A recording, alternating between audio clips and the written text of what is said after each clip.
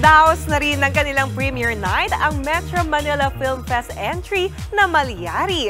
At live mula sa Mandaluyong, nasa frontline ng balitang yan si Kalad Karen. Kalad Karen, ano na bang feels dyan?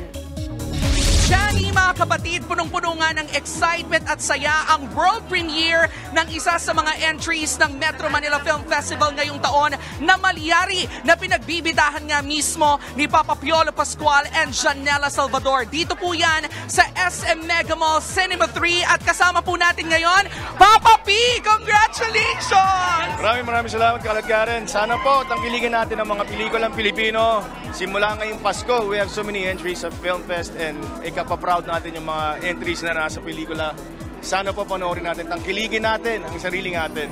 Papa P, marami nagtatanong, nahirapan ka ba bilang si Juan Severino Malyari and two other characters that you're playing in this movie? To play one character is hard enough. To play two more characters, nakakabaliw siya pero maganda yung script. So maganda yung guidance natin sa acting coach, sa director ko, and the producer really gave us what was needed.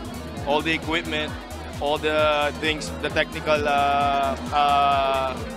requirements, binigay talaga ng producer namin. So, masaya. Papa P, nangangamoy best actor daw?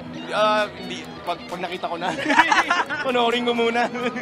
Congratulations, Papa P. Maraming salamat. And good luck sa lahat po ng cast members at bumubuo ng pelikulang Malyari. Mga kapatid, excited kaming lahat dito dahil isa po ang Malyari at ang iba pang entry sa Metro Manila Film Festival ngayong taon na patunay na buhay po ang pelikulang Pilipino. Kaya ngayong pong darating na December 25, book your tickets at huwag niyo pong kalimutang suportahan ang mga pelikula ng MMFF this year. Mula po dito sa Mandaluyong, ako po si Kalad Karen. Balik sa inyo dyan sa studio.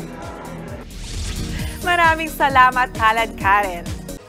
Mga kapatid, ito po ang inyong K-Alaman Queen, Kalad Karen. Always remember na ang K-Alaman ay K-Yamanan. Kaya para sa latest showbiz news at dagdag impormasyon, mag-follow at mag-subscribe sa social media pages ng News 5. Okay?